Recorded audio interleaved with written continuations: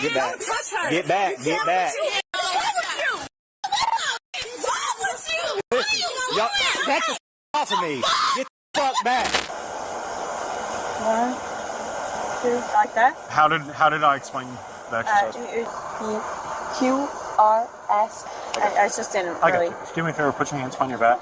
Put your palms together like you're praying. All right, boss. What's up, man?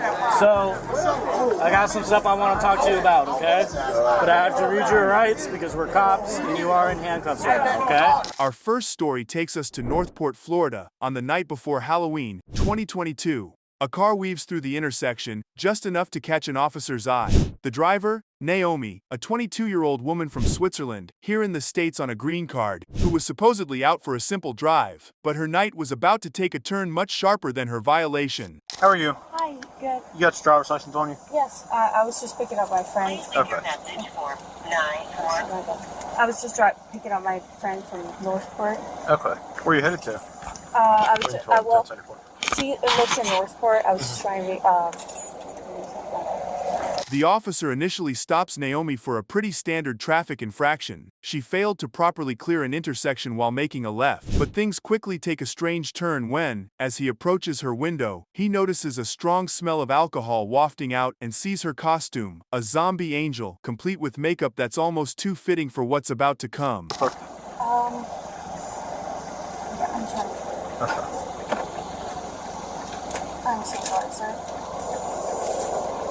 Your fake cut had scared me when I walked up. Forgot tomorrow's Halloween. Pardon? I said your fake cut had scared me when I walked up. Oh. Forgot tomorrow's Halloween. I'm like, oh boy. I know, right? As they talk, Naomi reveals that her license is currently suspended. It's one thing to be out on Halloween, but driving on a suspended license with an open container of Fireball whiskey in the car, that's a whole other story. You're sitting at the light back here to make the left. Yeah. You're all the way out in the intersection. Oh, okay. Like you were past the crosswalk, but you were on Toledo Blade before making the left.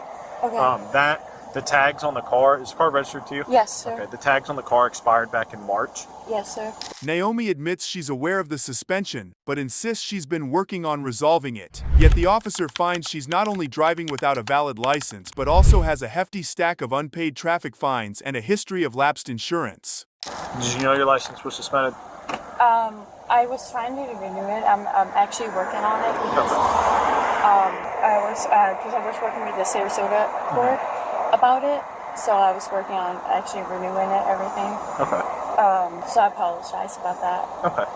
Yeah. Okay. Do you have insurance on the car? Yes, I do. Okay. Who's it for? It was the State Farm.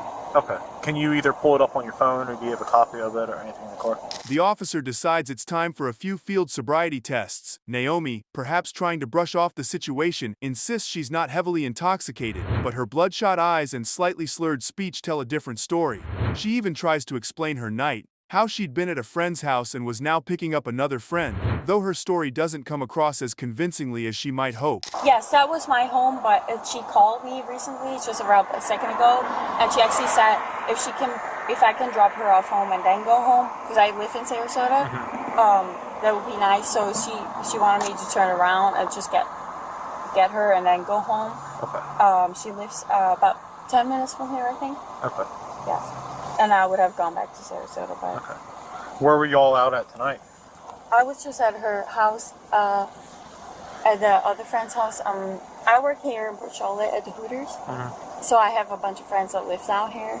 First up, the balance tests. The officer instructs Naomi to walk heel to toe in a straight line. She tries, but her steps are wobbly, each one veering a little off track. There's a brief moment when she laughs, saying she can totally handle this, but the nervous laughter fades when she nearly loses her balance. Any questions? And could I do it without the shoes too, or no? Do you want to try it with the shoes or without? I don't know. I just prefer it without because they're very cricket. Okay, yeah, so I just don't want you. If you want to take the shoes off, you can take the shoes off. That's fine. Just be sure.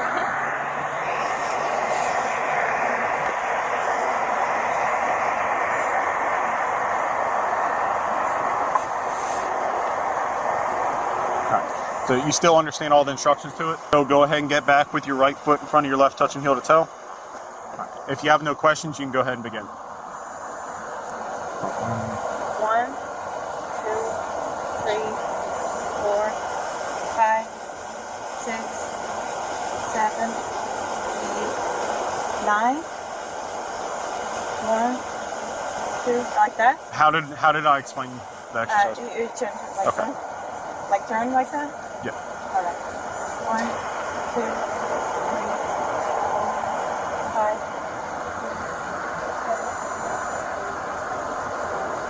4, 5. Okay. Next, the officer asks her to recite the alphabet from A to Z, something that sounds simple enough. But Naomi stumbles over a few letters, missing more than one, which leads to a gentle, but firm, reminder from the officer that these tests are serious. Close your eyes and recite the alphabet from the letter A to Z. A, B, C, D, E, F, G, H, I, J, K, L, M, N, O, P, Q, R, S, T, U, V, Z. XC, sorry. Okay. I'm from Switzerland. I got you. Different. I'm sorry. How long you been in America? For 3 years now. Okay. Did you come over like initially on a student visa and then stayed kind of thing? I have a green card. Okay, I got you. Realizing that this wasn't panning out quite as she'd hoped, Naomi becomes visibly distressed. She starts pleading with the officer, almost whispering her words, and there's a real desperation in her voice. She's aware of the possible consequences. A DUI charge could impact her status as a green card holder, something that, as a foreign national, she knows could have huge repercussions. I just didn't I got really. you. Just do me a favor, put your hands behind your back. Put your palms together like you're praying. You're under arrest for DUI. Okay? DUI. But I'm not drunk or anything. Okay, I'll explain it all to you, mate. Just look back forward. As the officer explains that he has to uphold the law, Naomi's pleas get more intense. She mentions her Swiss nationality, perhaps in an attempt to find some sympathy or understanding. She asks if they could, maybe work something out, and begs him not to book her for DUI. But the officer remains firm, explaining that the risks of driving under the influence are too severe to ignore. Okay. Go. Please, sir, I can't have a DUI. Please. Okay. I'll do everything. I promise. Sir, I'm from Switzerland. I can't have a DUI, please. I don't want to get out of. I don't want to get kicked out of the US. After officially being placed under arrest for DUI, Naomi's reaction is immediate. Tears start welling up, and she tries one last time to plead with the officer. But as she's escorted to the squad car, she's still visibly shaken, mumbling about her fear of deportation and the impact this could have on her future here in the US. Please, sir. But you... I literally stopped You're the car. not I even. have somebody pick me You're up. not even supposed to be driving in the first place. You have 5 different suspensions on your license. You have an insurance suspension and 3 fail to pay traffic. I So promise. I'm not going to I'll sit have here. somebody pick up me.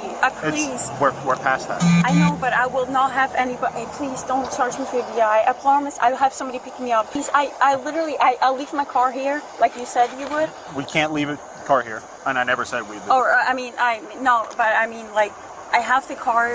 Well, the car can't be driven anyway because there's no insurance on it. But, yeah, exactly. But like I'll have to. Please take the DUI off, please, sir.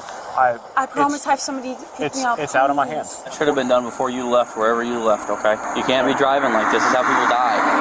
I understand, Okay. sir, but We take I it very wasn't seriously. drinking or like I wasn't thinking I would cause an accident or anything. As they search her car, the officers find a few more surprises: an open bottle of Fireball whiskey and a crushed can of White Claw, both of which reinforce the suspicion of intoxication. For Naomi, this means her case just went from bad to worse. These open containers are evidence that she wasn't just driving on a suspended license, but also drinking while doing it. Please. Please. Ma'am, there's nothing we can do. It is completely out of our hands, okay? Yeah, We but didn't- you listen, can listen. make a decision about arresting me. I Listen. promise I'll have somebody drive me home. Listen, I promise, please. we didn't do this. You put yourself in this situation. We are just a consequence of your decisions tonight, okay? I'm happy that you're going to jail and that you're not in a body bag or that you didn't kill a family driving up the road. I really want to kill myself. I don't want to be in this situation. I really want to be dead. I really Calm don't want to down. be in this situation. Okay. No one wants to be in this situation, but you need to take this as a learning experience. No, Okay? Put her in your car. no, please, Come on. sir. Let's walk back over. No, Sir, this way. please. This way. Ma'am, there's nothing we can do. Come on. Come on, please. In the end, Naomi is booked on multiple charges: DUI, driving on a suspended license, and possession of open containers of alcohol. Later, some charges were downgraded to reckless driving, but it's a case that highlights how one night of poor decisions can snowball into lasting consequences. Okay, we're past that. No one wants to go to jail. have any mom or dad is Come on, here. come on, please. They're all in Switzerland, sir. I have nobody call when I get to the station. They will let you get numbers of friends and I everything out of don't your phone. have anybody, please. You were just at a friend's house. You But have I to don't know know people. the numbers. Well, you will be any numbers you have in your phone. You'll be able to get out when you get there. So please have a seat in the car. Sir, Please, please. I'm not gonna ask you again. Please have a seat. I understand, but please, can you not make an exception, please? I promise I'll be We are doing past it. that. I need you to sit in the car. Well, please. what would I have to do? Nothing.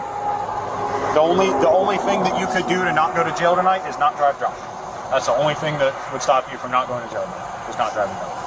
Our next case takes us to Halloween night, where a man dressed as the Joker found himself in a situation he couldn't laugh his way out of. It's late in the evening, and our Joker look-alike, now handcuffed and seated on the sidewalk, is adamant that he's done nothing wrong. But as officers dig into the details, the story quickly reveals a complex tale of accusations, miscommunication, and witness testimonies. Passenger door? Yeah. Alright, boss. What's up, man? So, I got some stuff I want to talk to you about, okay? But I have to read your rights because we're cops and you are in handcuffs right now, okay? Doesn't mean you are going to jail right now.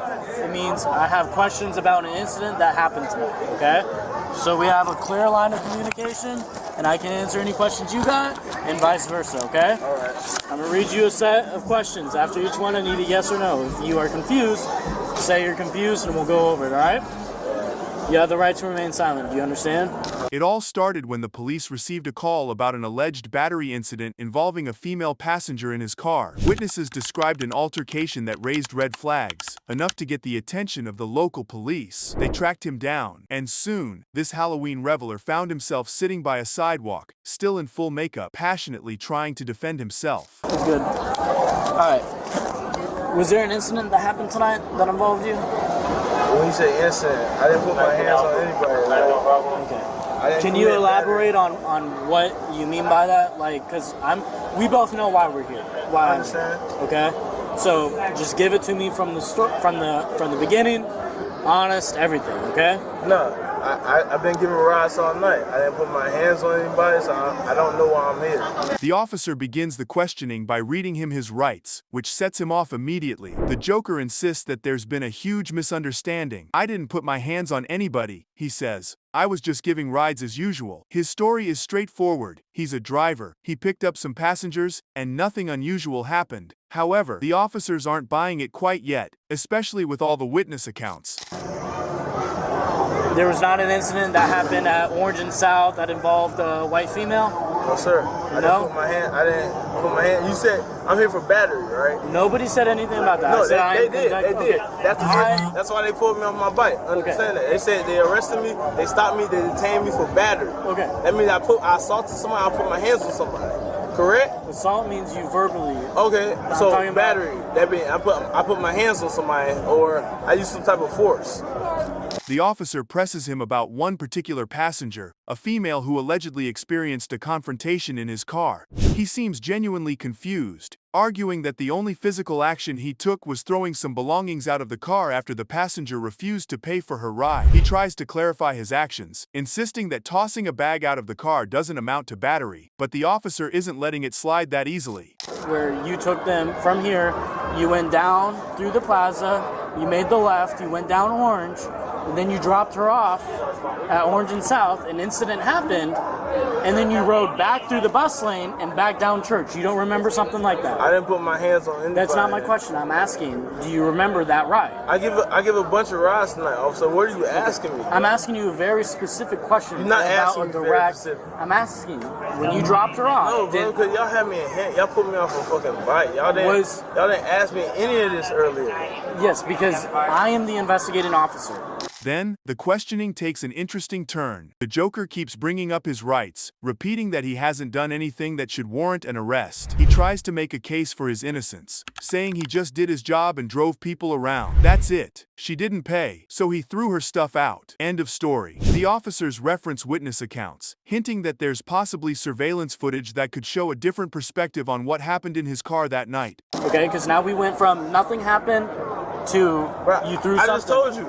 I gave a ride, just like you said. I gave a ride from Pine Street. I made a left down Orange. I rode down. Yep. She had a cart A white female, she had a cart behind her cab. We got to that cab, she wouldn't pay me. I threw her stuff off my cart. It's actually 2 or 3 witnesses sitting over there.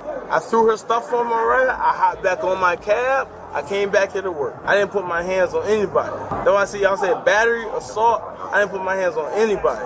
The officers point out that battery doesn't just mean physical assault. It can also refer to threatening behavior, even if he didn't actually strike anyone. But the Joker, looking frustrated in his smeared makeup, insists that there's been a misunderstanding and that nothing he did could be seen as violent or threatening.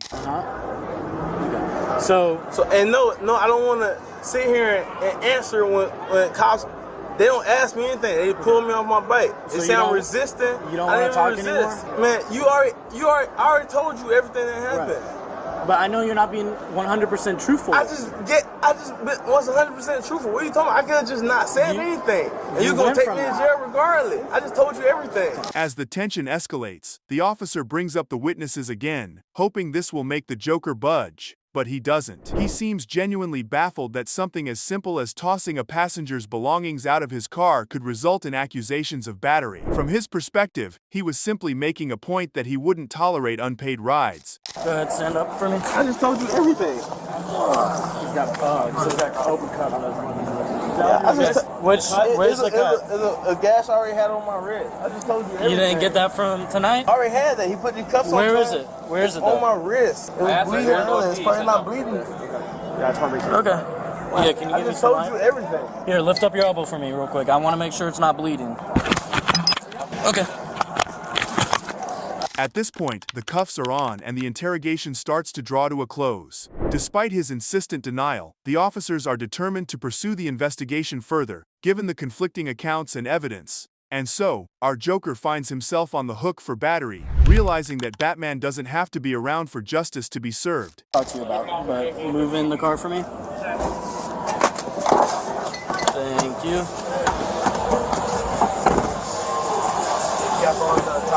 Yes, thank you. In Hot Springs, Arkansas, Lieutenant Kenny May was out on patrol when he saw a group of teenage girls tossing a can onto the road. Deciding to give them a heads up about littering laws, he approached the group and issued a warning, telling them that if they kept it up, there'd be consequences. Seems simple enough, right? Well, it's Halloween, so looks can be deceiving. I threw a can! What are you talking about? Listen to me. The next time I see you throw trash, you're gonna go to jail. You're gonna go to jail. Instead of a yes officer, these teens had a different response in mind. They went from 0 to 100, verbally attacking him and causing a scene. But they didn't stop there. The girls decided to up the ante by throwing objects at Lieutenant May, letting him know they were not going to play nice. Hey, you get out of my face. Thank you. 12, I need a couple other units in the 200 block of park. Don't give a shit, you're a minor. Hey, tell her to come down to the police department and see me. My name's Lieutenant May. Hey, I don't care if you're mad. Tell her to come see me. My name's Lieutenant May. One of the girls decided to get physical, grabbing the officer, a move that forced Lieutenant May to defend himself. He wrestled her to the ground, but before he knew it, he was surrounded. 3 more of her friends jumped in, turning this one-on-one situation into an all-out brawl. Why'd you touch me though? Listen, Why'd you touch me though? you're gonna get. Hey, drove by. listen. Hey, because you can't, because you're impeding my investigation. That's why. That's why. It don't matter. Listen, get back, get back, get back, get back. Listen, y'all, back the off of me. Get the fuck back. Amidst all the chaos, one of the girls suffered an asthma attack, which added a whole new layer to the incident. Emergency services were called in to provide medical assistance, and suddenly, the scene shifted from pure mayhem to a medical emergency. But even with the asthma scare, the other girls didn't let up, and officers arriving on the scene had to step in to bring things under control.